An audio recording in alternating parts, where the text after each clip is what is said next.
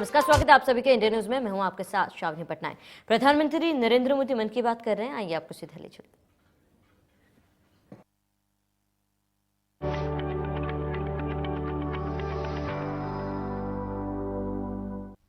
मेरे प्यारे देशवासियों, नमस्कार। आज देश के कई हिस्सों में सूर्य उपासना का महापर्व छठ मनाया जा रहा है। छठ पर्व का हिस्सा बनने के लिए लाखों श्रद्धालु अपने गांव, अपने घर, अपने परिवार के बीच पहुंचे हैं।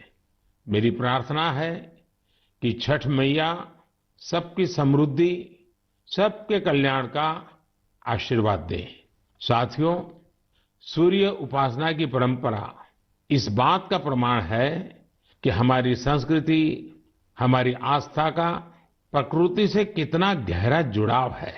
इस पूजा के जरिए हमारे जीवन में सूर्य के प्रकाश का महत्व समझाया गया है।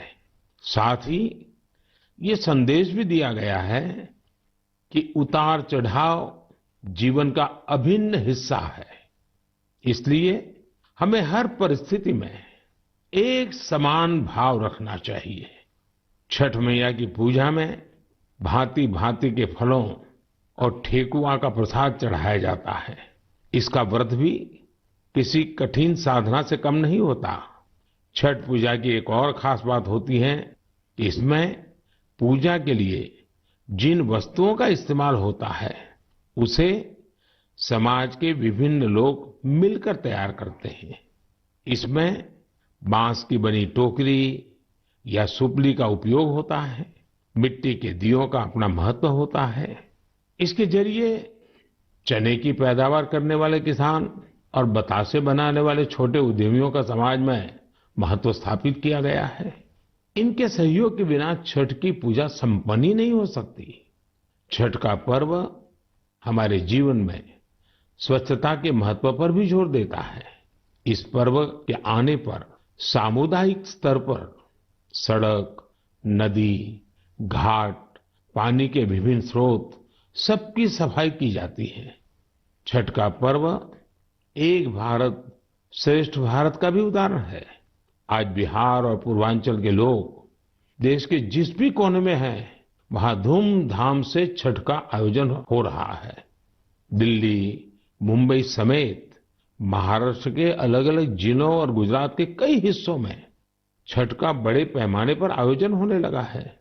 मुझे तो याद है, पहले गुजरात में उतनी छठ पूजा नहीं होती थी, लेकिन समय के साथ आज करीब करीब पूरे गुजरात में छठ पूजा के रंग नजर आने लगे हैं। ये देखकर मुझे भी बहुत खुशी होती है। आजकल हम देखते हैं विदेशों से भी छठ पूजा की कितनी भव्य तस्वीरें आती हैं। यानी भारत की समृद्ध विरासत, हमारी आस्था दुनिया के कोने कोने में अपनी पहचान बढ़ा रही है। इस महापर्व में शामिल होने वाले हर आस्थावान को मेरी तरफ से बहुत बहुत शुभकामनाएं। मेरे प्यारे देशवासियों, अभी हमने पवित्र छठ पूजा की बात की, भगवान सूर्य की उपासना की बात की, तो क्यों न सूर्य उपासना के साथ साथ आज हम उनके वरदान की भी चर्चा करें। सूर्य देव का ये वरदान है सौर ऊर्जा, सोलर एनर्जी। आज एक ऐसा विषय है जिसमें पूरी दुनिया अपना भविष्य देख रही है। और भारत के लिए तो सूर्यदेव सदियों से उपासना ही नहीं, जीवन पद्धति के भी केंद्र में रह रहे हैं। भारत आज अपने पारंपरिक अनुभवों को आधुनिक विज्ञान से जोड़ रहा है। तभी आज हम सौर ऊर्जा से बिजली बनाने वाले सबसे बड़े देशों में शामिल हो गए हैं। सौर ऊर्जा से कैसे हमारे देश के गरीब और मध्यम वर्ग के जीवन में बदलाव आ रहा है, वो भी अध्ययन का विषय है।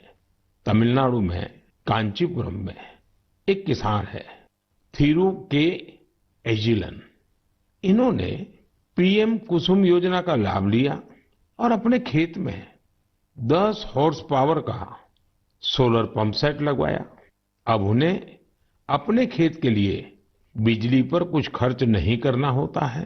खेत में सिंचाई के लिए अब वो सरकार की बिजली सप्लाई पर निर्भर भी नहीं है। वैसे ही राजस्थान के भरतपुर में पीएम कुसुम योजना के एक और लाभार्थी किसान हैं कमल जी मीणा।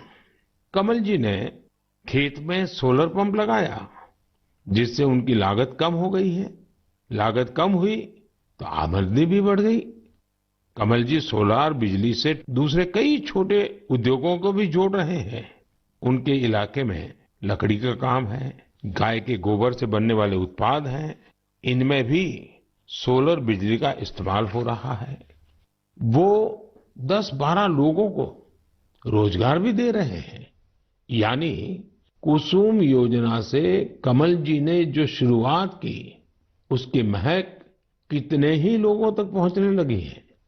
साथियों, क्या आप कभी कल्पना कर सकते हैं कि आप महीने भर बिजली का उपयोग करें और आपका बिजली बिल आने के बजाय आपको बिजली के पैसे मिले? सौर ऊर्जा ने ये भी कर दिखाया है। आपने कुछ दिन पहले देश के पहले सूर्यग्राम गुजरात के मोढेरा की खूब चर्चा सुनी होगी। मोढेरा सूर्यग्राम के ज्यादातर घर सोलर पावर से बिजली पैदा करने लगे हैं। अब वहां के कई घरों में महीने के आखिर में बिजली का बिल नहीं आ रहा, बल्कि बिजली से कमाई का चेक आ रहा है। ये होता देख अब देश के बहुत से गांवों के लोग मुझे चिट्ठियां लिखकर कह रहे हैं कि उनके गांव को भी सूर्यग्राम में बदला जाए। यानी वो दिन दूर नहीं जब भारत में सूर्य ग्रामों का निर्माण बहुत बड़ा जन आंदोलन बनेगा। और इसकी शुरुआत मोढेरा गांव के लोग कर ही चुके हैं। आइए मन की बात के श्रोताओं को भी मोढेरा के लोगों से मिलवाते हैं। हमारे साथ इस समय फोन लाइन पर जुड़े हैं श्रीमान विपिन भाई पटेल। विपिन भाई नमस्ते। देखिए, अब तो मोढेरा पूरे देश के लिए एक मॉडल के रूप में चर्चा में आ गया है, लेकिन जब आपको अपने रिश्तेदार परिचित सब बातें पूछते होंगे तो आप उनको क्या बताते हैं? क्या फायदा हुआ? सर, लोग हमारे को पूछते हैं तो हम कहते हैं कि हमारे जो बिजली बिल आता था, लाइट बिल, वो अभी 0 आ रहा है और कभी 70 रुपये आता है, पर लेकिन हमारे पूरे गांव में जो आर्थिक परिस्थिति है वो सुधर रही है। यानी एक प्रकार से पहले जो बिजली बिल की चिंता थी वो खत्म हो गई। हाँ सर, वो तो बात सही है सर। तो अभी तो कोई टेंशन नहीं पूरे गांव में। सब लोग को लग रहा है कि सर ने जो किया तो वो तो बहुत अच्छा किया है। वो खुश है सर, आनंदित हो रहे हैं सब। अब अपने घर में ही खुद ही बिजली का कारखाना के मालिक बन गए, खुद का अपना घर के छत पे बिजली बन रही है। हाँ, बात सही है सर। तो क्या ये बदलाव जो आया है उसकी गांव के लोगों पे क्या असर है? सर, वो पूरे गांव के लोग वो खेती कर रहे हैं, तो फिर मेरे को बिजली की जो झंझट थी तो उसमें मुक्ति हो गई है। बिजली का बिल तो भरना नहीं है, निश्चित हो गए हैं सर। मतलब बिजली का बिल भी गया और सुविधा बढ़ गई, झंझट भी गया सर। और सब जब आप यहाँ आए थे और तो 3D शो जो यहाँ उद्घाटन किया, तो इसके बाद तो मोढेरा गांव में 4 चांद लग गए सर। और वो जो सेक्रेटरी आए थे सर, जी जी, तो वो गांव फेमस हो गया सर। या यूएन के सेक्रेटरी जनरल, उनकी खुद की इच्छा थी, उन्होंने मुझे बड़ा आग्रह किया कि भाई इतना बड़ा काम किया है तो मैं वहां जाके देखना चाहता हूँ। चलिए विपिन भाई, आपको और आपके गांव के सब लोगों को मेरी तरफ से बहुत बहुत शुभकामनाएं। और दुनिया आप में से प्रेरणा ले और ये सोलर एनर्जी का अभियान घर घर चले। ठीक है सर, वो हम लोगों को बताएंगे कि भाई सोलर लगवाओ, आपके पैसे से भी लगवाओ तो बहुत फायदा है। हाँ, लोगों को समझाइए। चलिए, बहुत बहुत शुभकामनाएं। धन्यवाद भैया। Thank you sir, thank you sir. मेरा जीवन धन्य हो गया आपसे बात करके।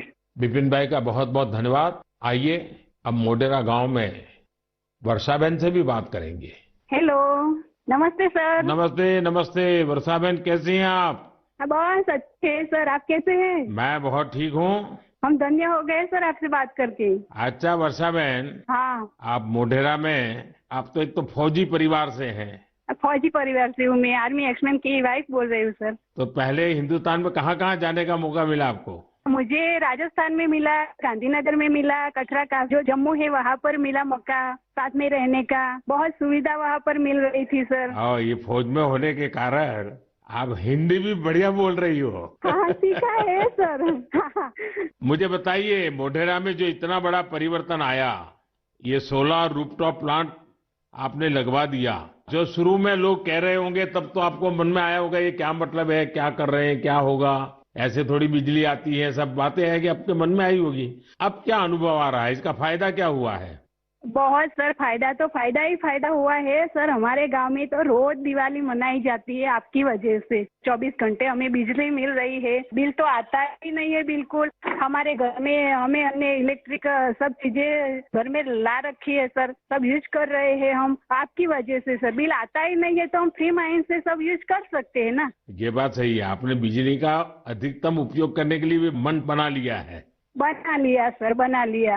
अभी हमें कोई दिक्कत ही नहीं है, हम फ्री माइंड से सब जो वॉशिंग मशीन है, एसी है, सब चला सकते हैं सर। और गांव के बाकी लोग भी खुश हैं इसके कारण? बहुत बहुत खुश है सर। अच्छा, ये आपके पतिदेव तो वहाँ सूर्य मंदिर में काम करते हैं, तो वहाँ वो जो लाइट शो हुआ, इतना बड़ा इवेंट हुआ और अभी दुनिया भर के मेहमान आ रहे हैं। दुनिया भर के फॉरेनर आ सकते हैं, अगर आपने वर्ल्ड में प्रसिद्ध कर दिया है हमारे गांव को। तो आपके पति को अब काम बढ़ गया होगा, इतने मेहमान वहाँ मंदिर में देखने के लिए आ रहे हैं। अरे कोई बात नहीं, जितना भी काम बढ़े सर, कोई बात नहीं, इसकी हमें कोई दिक्कत नहीं है हमारे पति को। बस आप विकास करते जाओ हमारे गांव का। अब गांव का विकास तो हम सबको मिल करके करना है। हाँ हाँ सर, हम आपके साथ हैं। और मैं तो मोढेरा के लोगों का अभिनंदन करूंगा, क्योंकि गांव ने इस योजना को स्वीकार किया और उनको विश्वास हो गया कि हाँ, हम अपने घर में बिजली बना सकते हैं। 24 घंटे सर हमारे घर में बिजली आती है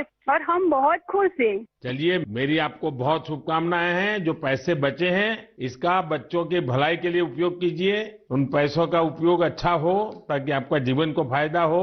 मेरी आपको बहुत शुभकामनाएं हैं और सब मोढेरा वालों को मेरे नमस्कार।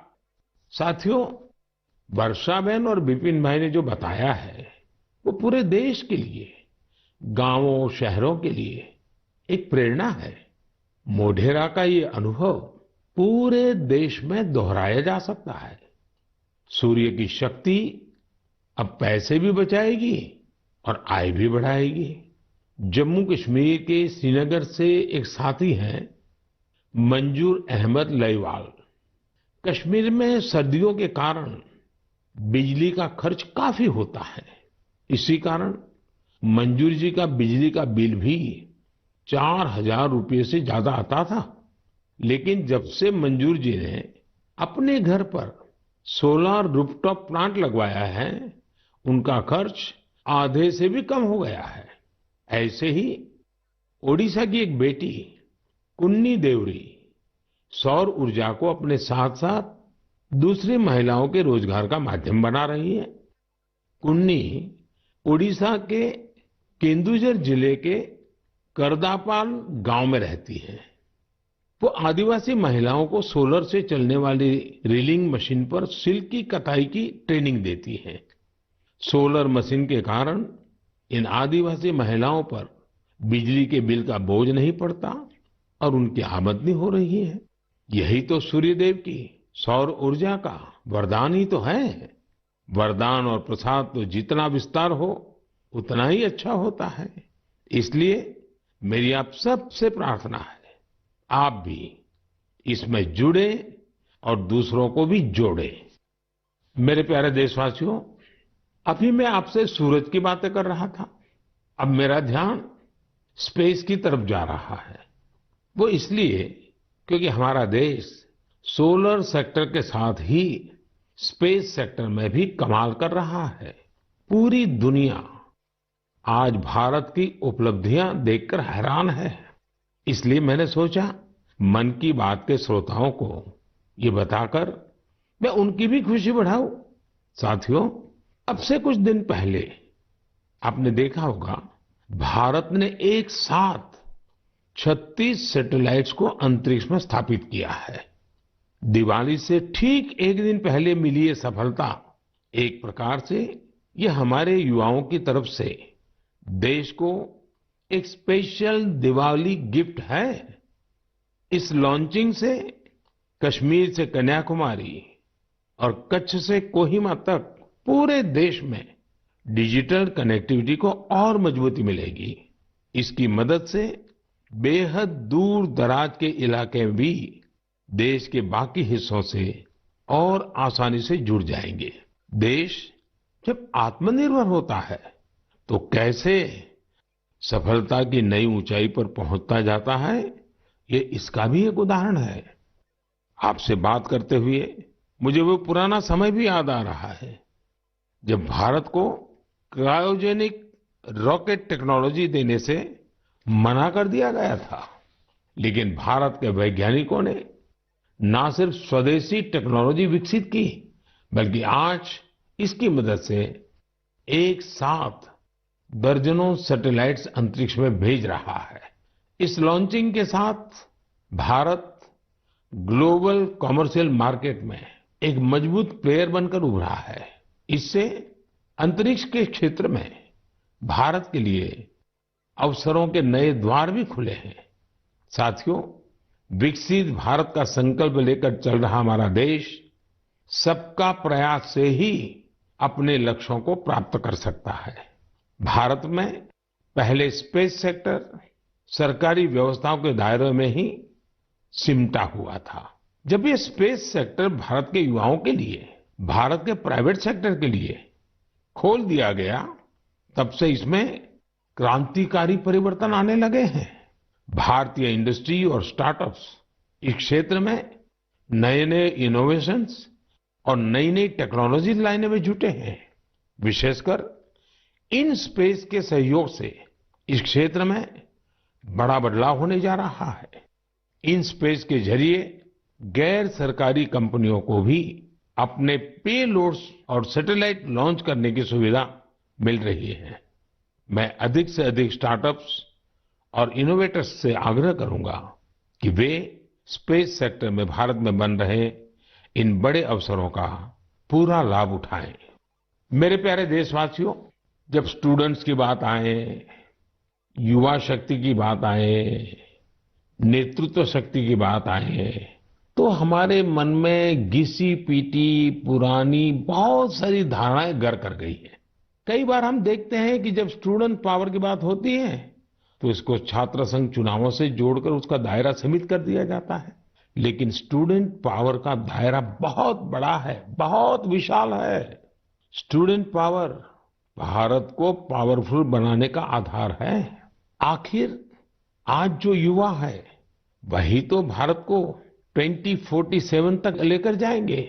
जब भारत शताब्दी मनाएगा, युवाओं की ये शक्ति, उनकी मेहनत, उनका पसीना, उनकी प्रतिभा भारत को उस ऊंचाई पर लेकर जाएगी जिसका संकल्प देश आज ले रहा है।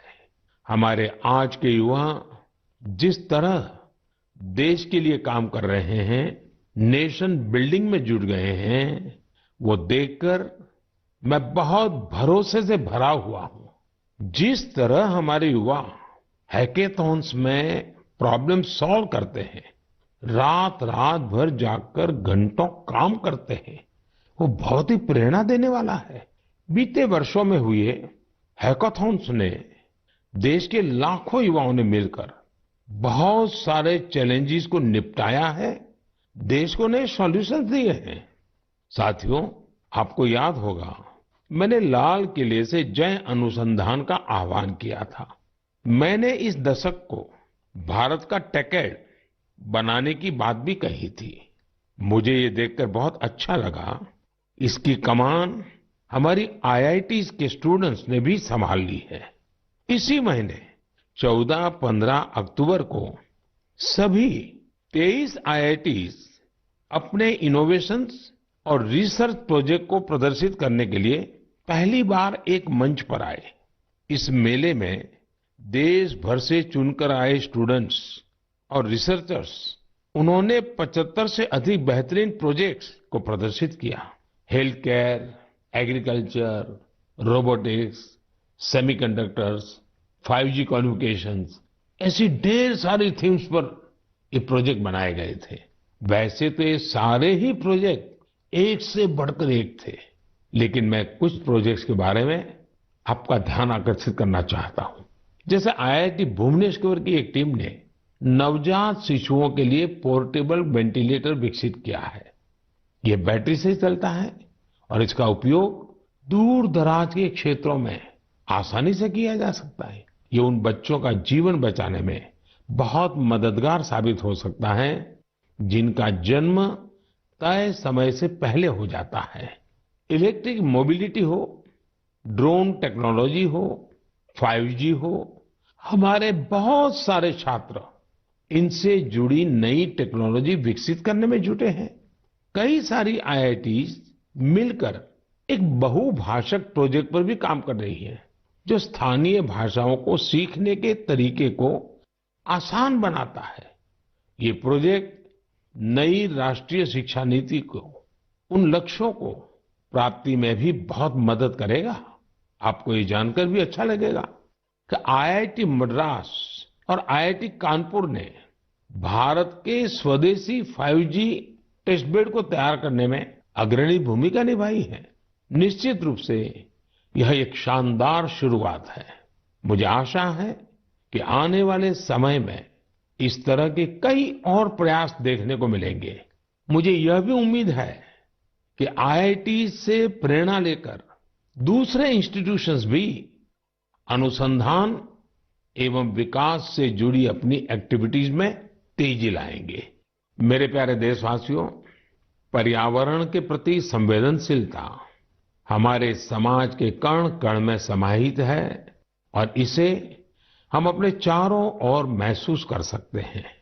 देश में ऐसे लोगों की कमी नहीं जो पर्यावरण की रक्षा के लिए अपना जीवन खपा देते हैं।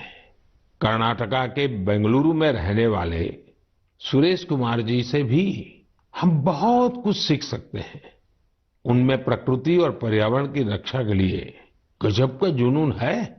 20 साल पहले उन्होंने शहर के सहकार नगर के एक जंगल को फिर से हरा भरा करने का बीड़ा उठाया था। ये काम मुश्किलों से भरा था, लेकिन 20 साल पहले लगाए गए वो पौधे आज 40-40 फीट ऊंचे विशालकाय पेड़ बन चुके हैं। अब इनकी सुंदरता हर किसी का मन मोह लेती है। इससे वहां रहने वाले लोगों को भी बड़े गर्व की अनुभूति होती है। सुरेश कुमार जी और एक अद्भुत काम भी करते हैं। उन्होंने कन्नड़ा भाषा और संस्कृति को बढ़ावा देने के लिए सहकार नगर में एक बस शेल्टर भी बनाया है। वो सैकड़ों लोगों को कन्नड़ा में लिखी ब्रास प्लेट्स भी भेंट कर चुके हैं। इकोलॉजी और कल्चर दोनों साथ साथ आगे बढ़े और फले फूले। सोचिए, ये कितनी बड़ी बात है। साथियों, आज इको फ्रेंडली लिविंग और इको फ्रेंडली प्रोडक्ट्स को लेकर लोगों में पहले से कहीं अधिक जागरूकता दिख रही है। मुझे तमिलनाडु के एक ऐसे ही दिलचस्प प्रयास के बारे में भी जानने का मौका मिला।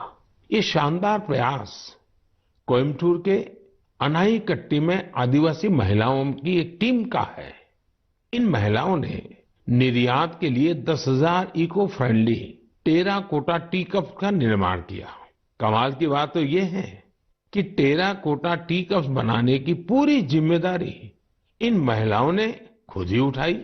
क्ले मिक्सिंग से लेकर फाइनल पैकेजिंग तक सारे काम स्वयं किए। इसके लिए इन्होंने प्रशिक्षण भी लिया था। इस अद्भुत प्रयास की जितनी भी प्रशंसा की जाए कम है। साथियों, त्रिपुरा के कुछ गांवों ने भी बड़ी अच्छी सीख दी है। आप लोगों ने बायो विलेज तो जरूर सुना होगा, लेकिन त्रिपुरा के कुछ गांव बायो विलेज 2 की सीढ़ी चढ़ गए हैं। बायो विलेज 2 में इस बात पर जोर होता है कि प्राकृतिक आपदाओं से होने वाले नुकसान को कैसे कम से कम किया जाए। इसमें विभिन्न उपायों से लोगों के जीवन स्तर को बेहतर बनाने पर पूरा ध्यान दिया जाता है। Solar energy, biogas, bee keeping और बायो फर्टिलाइजर, इन सब पर पूरा फोकस रहता है। कुल मिलाकर अगर देखें तो जलवायु परिवर्तन के खिलाफ अभियान को बायो विलेज 2 बहुत मजबूती देने वाला है। मैं देश के अलग अलग हिस्सों में पर्यावरण संरक्षण को लेकर बढ़ रहे उत्साह को देखकर बहुत ही खुश हूं।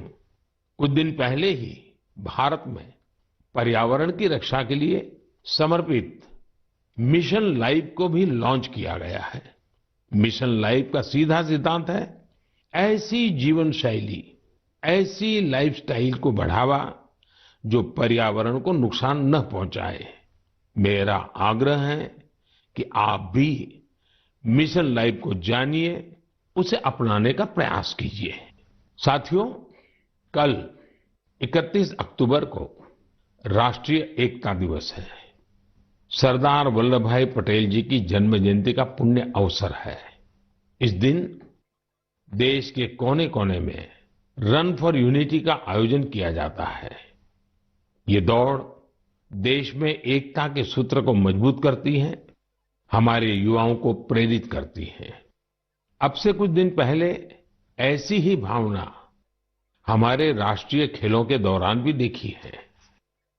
जुड़ेगा इंडिया तो जीतेगा इंडिया, इस थीम के साथ राष्ट्रीय खेलों ने जहां एकता का मजबूत संदेश दिया, वहीं भारत की खेल संस्कृति को भी बढ़ावा देने का काम किया है। आपको ये जानकर खुशी होगी कि यह भारत में राष्ट्रीय खेलों का अब तक का सबसे बड़ा आयोजन था। इसमें 36 खेलों को शामिल किया गया, जिसमें 7 नई और 2 स्वदेशी स्पर्धा योगासन और मलखंब भी शामिल रही। गोल्ड मेडल जीतने में सबसे आगे जो 3 टीमें रही, वे हैं सर्विसेज की टीम, महाराष्ट्र और हरियाणा की टीम।